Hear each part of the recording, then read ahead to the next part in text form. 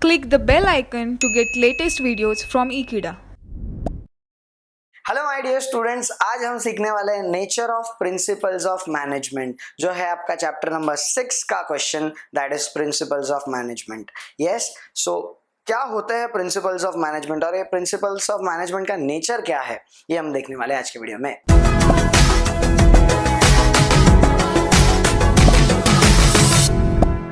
Yes my dear students, तो क्या होता है प्रिंसिपल्स ऑफ मैनेजमेंट?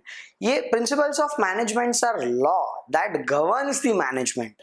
समझ रहा है? अगर डेफिनेशन आए what is the principles of management, what do you mean by principles of management, then principles of management are law or rules that governs the manager to conduct its business बोलो, profession बोलो, कुछ भी management का कुछ भी चीज बोलो। समझ रहे हैं? आपको अगर बिजनेस करना है तो उसमें भी मैनेजमेंट इज नेसेसरी, अगर आपको प्रोफेशन में भी जाना है management is necessary. Management is everywhere. आपके पर्सनल लाइफ में भी देखो, अगर आपको कुछ बजट मैनेज करना है, आपको समझो सैलरी है 50,000 और आपका समझो सेविंग्स करना है कुछ तो 10,000, तो आपको 40,000 बाकी के खर्चे में एडजस्ट करना है। दैट इज नथिंग बट यार घर का खर्चे का management. Yes, so management is everywhere. समझ रहा है? बट यहाँ पे हम बात करेंगे बिजनेस रिलेटेड मैनेजमेंट के, बिजनेस और प्रोफेशनल मैनेजमेंट की। यस, तो सबसे पहला nature of principles of management है nature is flexible. Nature of principles of management says that nature is somewhat flexible. समझ रहा है? देखो कभी कभी क्या होता है ना, चीजें कुछ कुछ अनयूजुअल आ जाती है। बिजनेस का दूसरा नाम है रिस्क। तो क्या होता है, कभी कभी कुछ अनयूजुअल सिचुएशन आ जाए तो उसमें आपको कैसे मैनेज करना है। क्या हर टाइम आपको ये 14 प्रिंसिपल्स ऑफ मैनेजमेंट जरूरी है क्या फॉलो करना है? देखो, answer is in diplomatic manner. Answer is yes. आपको नॉर्मल सिचुएशंस में तो 14 प्रिंसिपल्स ऑफ मैनेजमेंट अगर फॉलो करोगे, जो आगे के स्लाइड्स में आएगा, अगर आप 14 प्रिंसिपल्स फॉलो करोगे तो ऑब्वियस सी बात है आपका मैनेजमेंट बहुत ही ज्यादा इफेक्टिव होगा। बट कभी कभी चीजें ऐसी हो जाती है कि आपको अनयूजुअल सिचुएशन में लाके खड़ी कर देती है, तभी आपको फॉलो करना जरूरी है। क्या है? यस, थोड़ा फ्लेक्सिबिलिटी रहेगा। कभी कभी कुछ ऐसा हो कि दो बॉस एक जन पे रूल करे। One of the principle is unity of command, unity of direction, कि आपको एक ही आपके सुपीरियर से ऑर्डर आना चाहिए। बट कभी कभी सिचुएशन में हैपन, प्रैक्टिकल सिचुएशन में हो सकता है ऐसा कि एक से ज्यादा बॉसेस हो आपके, एक से ज्यादा सुपीरियर हो आपके और वो आपको ऑर्डर दे, तो वो सिचुएशन में क्या करोगे? आपको एडजस्ट करना पड़ेगा। So general principle is follow your 14 principles of management, Henry Fayol's 14 principles of management. But if it happens कि कुछ अनयूजुअल सिचुएशन आ जाए तो उसमें आपको क्या करना है? थोड़ा सा फ्लेक्सिबिलिटी ला सकते हो और अपने हिसाब से प्रैक्टिकल इंप्लीकेशन डाल सकते हो। That is called as nature is flexible. Your second principle is aimed at human behaviour, aimed at influencing human behaviour. मतलब क्या? देखो, ये जो 14 प्रिंसिपल है वो कहीं ना कहीं प्रिंसिपल्स किस पे अप्लाई करना है? ह्यूमन बिहेवियर पे। और ये ह्यूमन बिहेवियर पे अप्लाई क्यों करना पड़ रहा है? ताकि उसको इन्फ्लुएंस किया जाए। For example, authority and responsibility is your one of the principle. जितना ऑथोरिटी होना चाहिए उतना ही रिस्पॉन्सिबिलिटी भी होना चाहिए, जितना रिस्पॉन्सिबिलिटी होना चाहिए वही लेवल पे ऑथोरिटी भी होना चाहिए। ये क्यों जरूरी है? ताकि कोई भी ओवर पावर ना हो जाए। ज्यादा अथॉरिटी दिया बट उसको रिस्पॉन्सिबिलिटी कम दिया, ओवर पावर यूज कर सकता है। ज्यादा रिस्पॉन्सिबिलिटी दिया बट कम अथॉरिटी दिया, हो सकता है वो बंदा स्ट्रेस में आ जाए और काम को ज्यादा इफेक्टिव मैनर में ना कर पाए। तो इसके लिए आपको बैलेंस रखना है। बैलेंस क्यों रखना है? ताकि आप ह्यूमन बिहेवियर को इफेक्टिव मैनर में यूज कर सको। समझ रहे हैं? अगर आप इफेक्टिव मैनर में यूज नहीं करोगे तो या तो कंपनी का डायरेक्टली या इनडायरेक्टली नुकसान है। कोई अपना ओवर पावर यूज करेगा तो ऑब्वियसली अपना पावर का यूज करके मिसयूज कर सकता है वो। अगर वो समझो बंदा प्रेशर में है तो काम बनाने की जगह पे बिगाड़ भी सकता है। इसके लिए आपको क्या करना है? बैलेंस करना है। और ह्यूमन बिहेवियर को 14 के 14 principles are aiming at influencing the human behaviour, क्योंकि ये 14 के 14 प्रिंसिपल किस पे लगने वाले हैं? इंसान पे लगने वाले, मैनेजर पे लगने वाले हैं। और ये manager is the person who is a manager. समझ रहे? He is a person, human being. तो ये इन्फ्लुएंस करता है 14 principles. Yes, your third point is all principles are equally important. 14 के 14 principles, all 14 principles given by Henry Fayol is equally important. ऐसा नहीं है कि कोई एक का इंपॉर्टेंस बहुत ज्यादा और किसी का इंपॉर्टेंस बहुत कम है, नहीं फॉलो किया तो भी चलेगा। All 14 principles must be followed. What do you mean by principles? Principles का मतलब ये होता है ना, some rules, some laws which govern the thing. समझ रहे हैं? यहाँ पे principles of management means laws or rules which governs the management.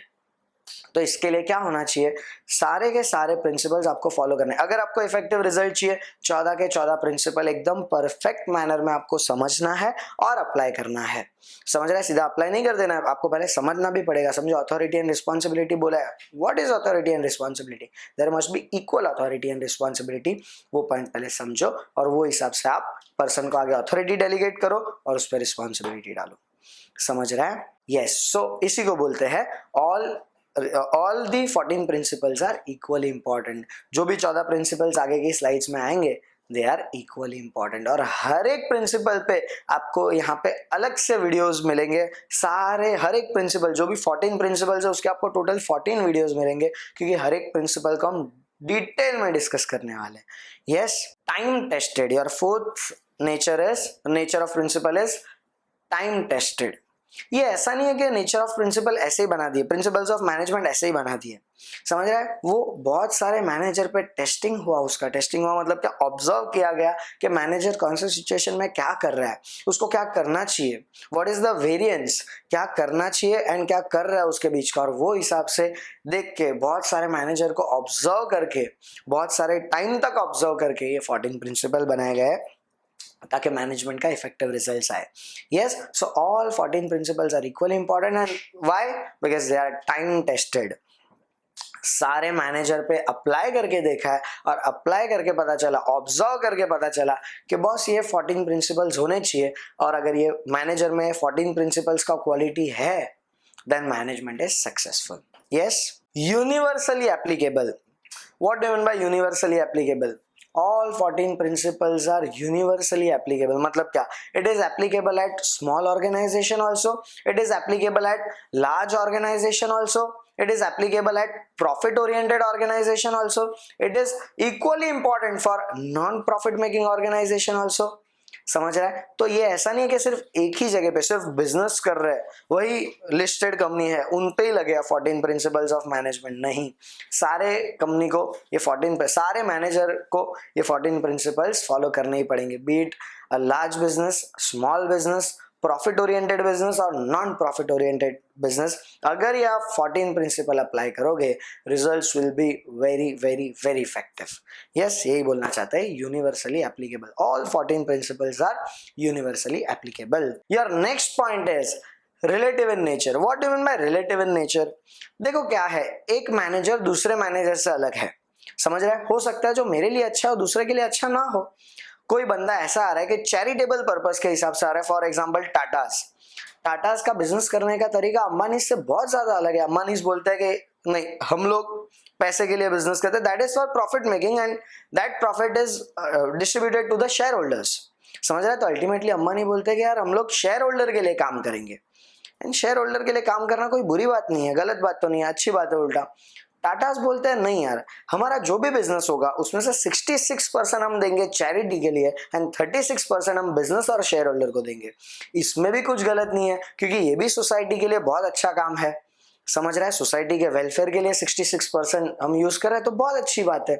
तो क्या दोनों में से हम किसी को जज कर सकते हैं क्या कोई भी गलत है? नहीं, दोनों अपने अपने थॉट प्रोसेस में सही है।